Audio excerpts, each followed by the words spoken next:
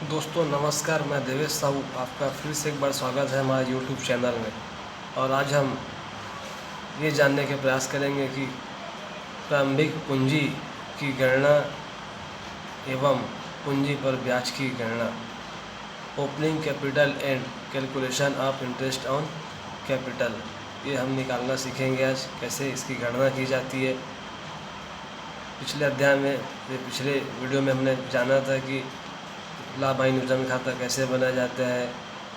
उसके साथ ही हमने ये भी पढ़ा था कि शेयरधारकों के पूंजी खाते बनाने के जो थ्योरी है, आज हम चर्चा करेंगे प्रारंभिक पूंजी एवं पूंजी पर ब्याज की गणना कैसे की जाती है। और जब तक हम पूंजी पर ब्याज की गणना नहीं करेंगे और प्रश्न में यदि कहा गया हो कि पूंजी पर ब्याज लगाया जाए तो हमको पूंजी पर ब्याज की गणना करनी होती है। यदि प्रश्न में समायोजित पूंजी या अंतिम पूंजी जो वर्ष के अंत में दी गई होती है वो परिवर्तनशील पूंजी होता है, उसमें कुछ मदें जुड़ा या घटा होता है, उस मदों के बारे में हम चर्चा करेंगे। क्योंकि लाभ हानि नियोजन खाता बनाते समय हमको ध्यान रखना पड़ता है कि पूंजी पर ब्याज की राशि जो है वो व्यय है और वो लाभ हानि नियोजन खाते के डेबिट साइड में उसकी प्रविष्टि की जाती है। अब हम ये जानेंगे कि प्रारंभिक पूंजी की गणना कैसे की जाती है। और जब तक प्रारंभिक पूंजी की गणना करना हम नहीं सीखेंगे तब तक हम पूंजी पर ब्याज की गणना नहीं कर सकते, क्योंकि पूंजी पर ब्याज की गणना प्रारंभिक पूंजी पर ही की जाती है। अर्थात जब वर्ष के आरंभ में हमने पूंजी लगाया था, शेयरधारकों के द्वारा जो पूंजी लगाई गई थी वो शुरू में कितना पूंजी लगाए थे, उस प्रारंभिक पूंजी के आधार पर पूंजी पर ब्याज की गणना की जाती है।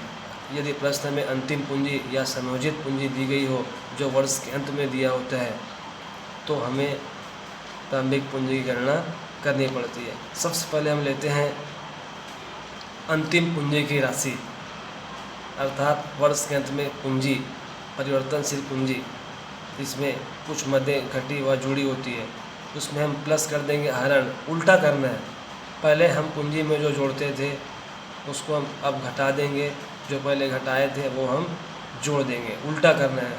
अब कक्षा 11वीं में हमने सीख चुका है कि पूंजी में क्या जुड़ता है और क्या घटता है।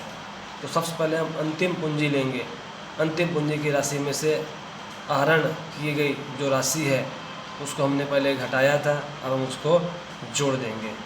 उसके तत्पश्चात लाभ की राशि को हम पूंजी पर जोड़े थे, अब हम क्या कर देंगे, लाभ की राशि को घटा देंगे। हो सकता है हमने और पूंजी की राशि लगाई हो, अतिरिक्त पूंजी की राशि, पूंजी की कमी को देखते हुए, तो हम अतिरिक्त पूंजी की राशि को भी माइनस कर देंगे, अर्थात घटा देंगे। अब हमारे पास क्या आ गया, प्रारंभिक पूंजी की राशि।